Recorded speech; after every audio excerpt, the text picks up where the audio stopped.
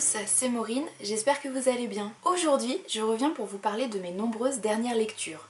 Mais comme le format classique des update lectures ne me convenait plus, j'ai décidé d'en changer et de tester de nouvelles choses. Comme vous le savez peut-être, je possède un blog depuis plus de 11 ans maintenant sur lequel je rédige des chroniques de toutes mes lectures, à part les titres graphiques. Et comme ces chroniques sont déjà assez longues et assez détaillées, je me dis que reparler assez longuement des livres en vidéo, c'est assez répétitif non seulement pour vous, mais également pour moi. Alors, en vidéo, j'ai envie de vous parler de mes lectures de façon beaucoup plus brève, en quelques phrases seulement, en quelques mots, et peut-être même en post-it. Aujourd'hui, je vais donc vous parler de 9 livres. Ces 5-là, et 4 autres que j'ai lus mais empruntés à la médiathèque, donc déjà rendus. Le signe du diable de Thomas Laurent aux éditions Zinedii met en scène une jeune femme qui porte une marque de naissance sur le front. Accusée de sorcellerie dans cette France du XVe siècle, elle fuit l'inquisiteur et se retrouve mêlée bien malgré elle à une enquête étrange.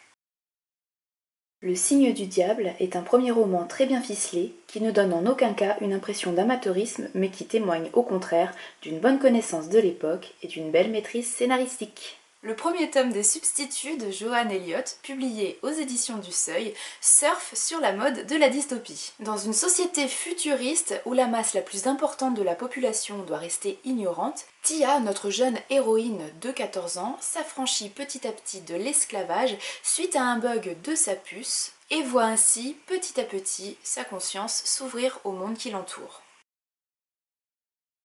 Entre Ceux qui sauront de Pierre Bordage et Des fleurs pour Algernon de Daniel Keyes, Johan Elliott nous rappelle que le savoir est la clé de la liberté, ou presque. Bird Box de Josh Malerman, ici publié chez Calman Levy Orbit mais depuis réédité en poche, est une œuvre complètement inclassable. Science-fiction, horreur, thriller, très sincèrement je suis incapable de choisir un seul mot pour qualifier ce livre. Tout ce que je peux vous dire, c'est que dans cette histoire, la vue est le sens le plus important, mais aussi celui qui est complètement caché. Le fait de voir quelque chose ou quelqu'un semble rendre les gens fous.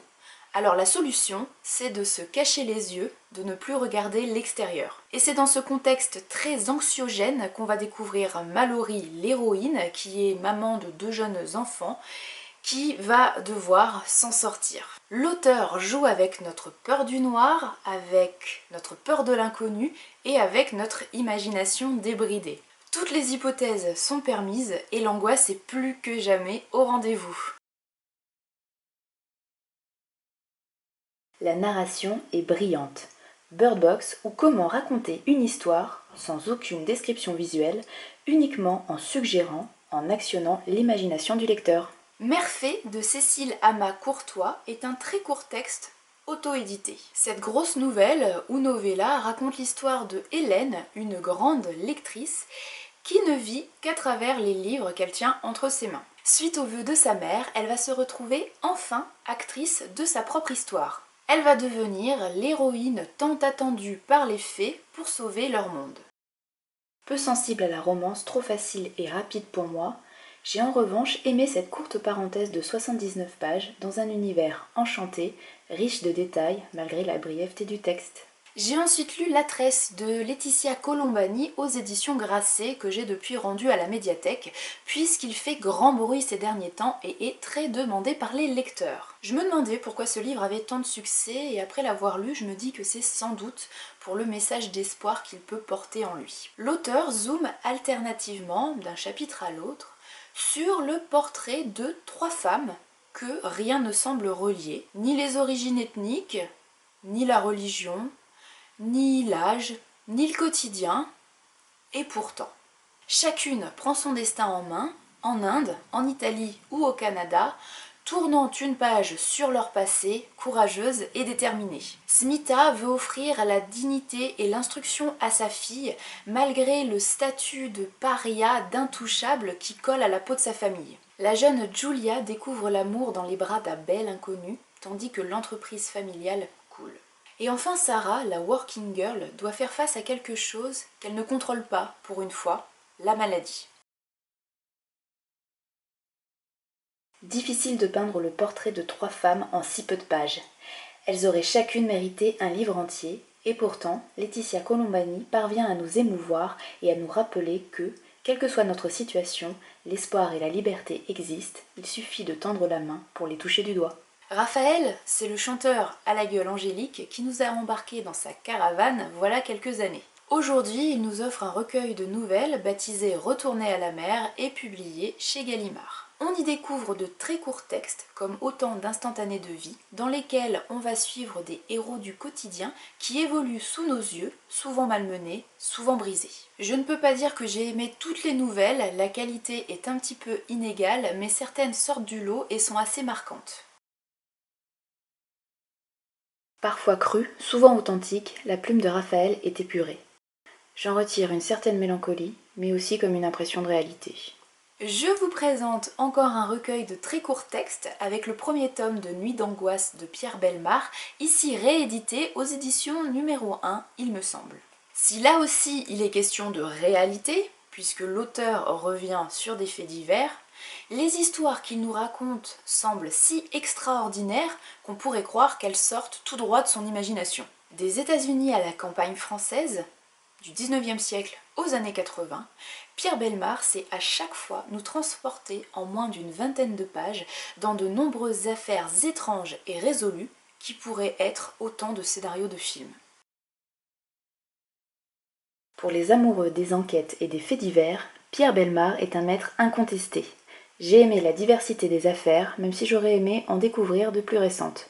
En même temps, la première édition de ce livre date de 1990. J'ai profité de mon séjour en Irlande pour commencer à relire en anglais le 4e tome de Harry Potter.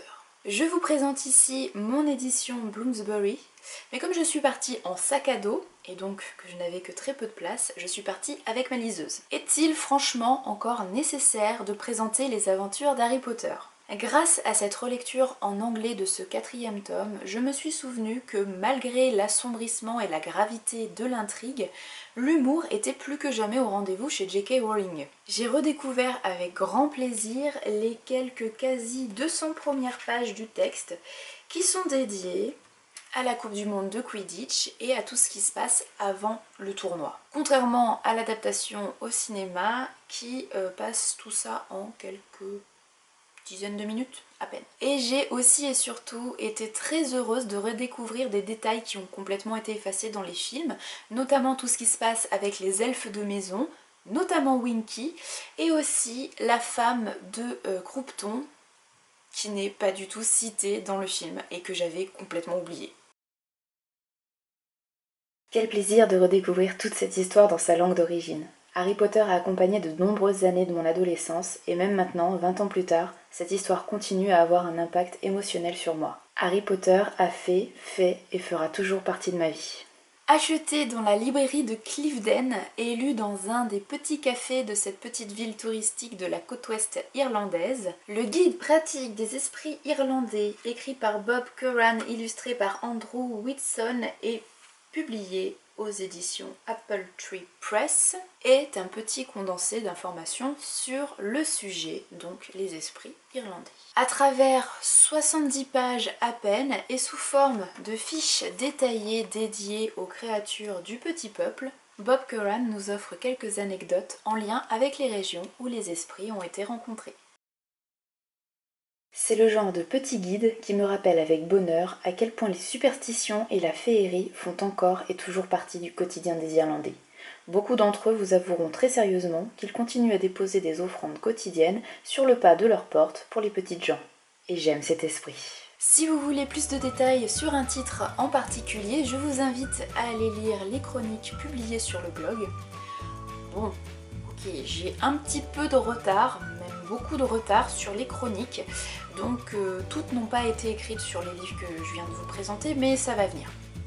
Bon, et si jamais vous n'avez pas envie d'aller lire les chroniques ou si elles n'ont pas été encore publiées, n'hésitez pas à me poser vos questions en commentaire, j'essaierai d'y répondre au plus vite. Merci d'avoir regardé cette vidéo, belle lecture, prenez soin de vous et à bientôt. Salut!